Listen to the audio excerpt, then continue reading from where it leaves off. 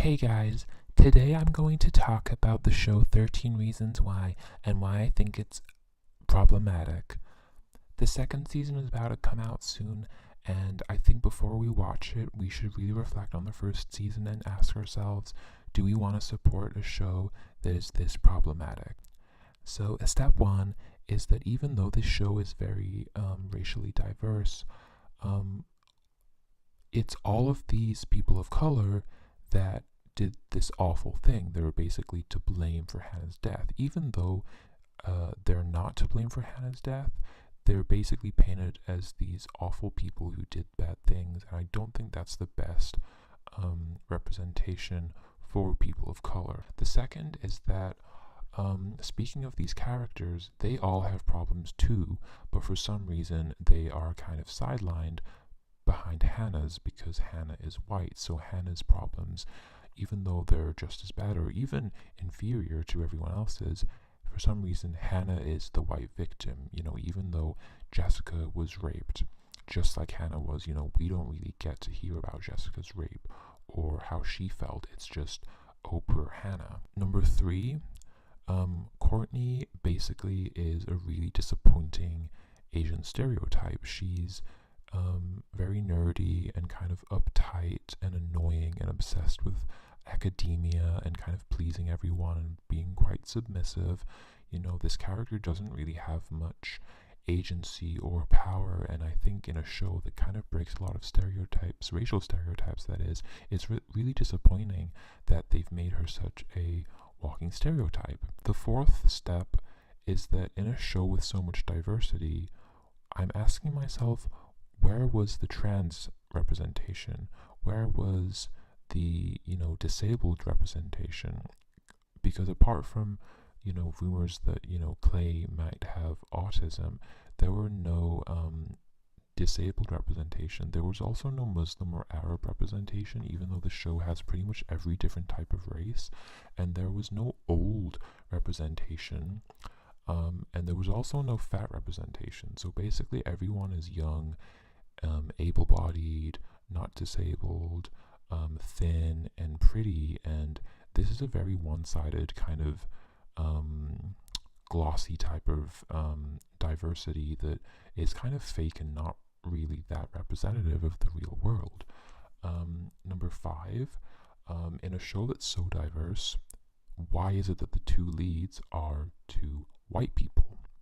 Like out of everyone it could have been, as usual, no one's more important, no one's suffering more, no one is going to be the main characters, no one is going to get paid more than the two white people.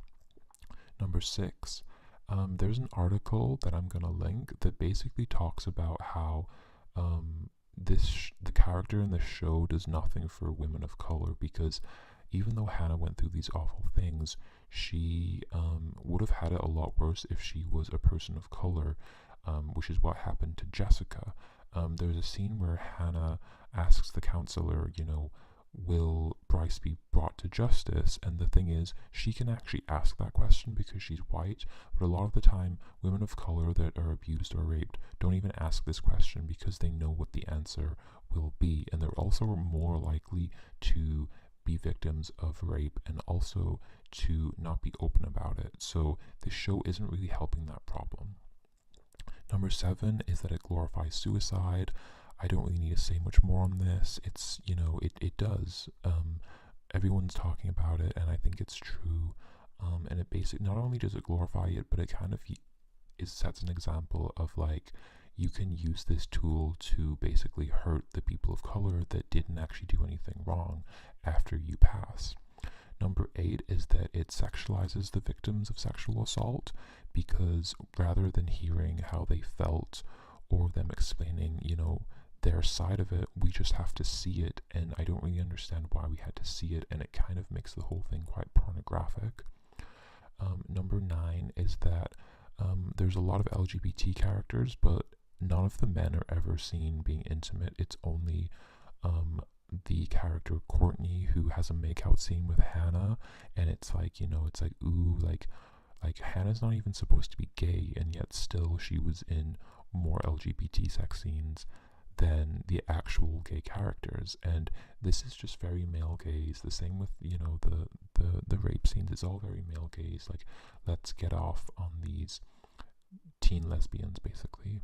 Number 10 is that Hannah is a complete manic pixie dream girl trope. So she's basically just there for Clay to achieve his dreams, or to realize something, or to not realize something, or to win, or to succeed, or fail. She's basically the prize, and I think that's so problematic. Number 11 is that even though the show has a lot of different races, there's no acknowledgement of race or racism. No one says the words black or Asian or Latin, and I think this is really problematic because there's a lot of intersectionality and things that come with that could be happening, especially related to bullying and mental illness, because people of color suffer from those things more than white people. But instead, it's almost selling this lie that a white girl is somehow more likely to be bullied and a victim by people of color than actual people of color being bullied and victimized by white people, which is often more likely the case.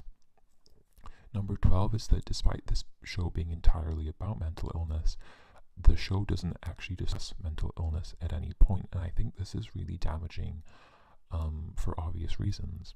And last but not least, the show is basically peak white privilege, because Hannah goes through all of these things that are awful, but it's basically the show about how this poor white girl was the biggest victim of all, despite the fact that other people, you know, mainly people of color in the show, had awful things going on and awful things happening to them. For some reason, we don't need to care about their problems, because Hannah, the pretty, you know, thin white girl, the straight and cisgendered white girl, may I add, is the biggest victim out of all of this, and she's the only one that matters.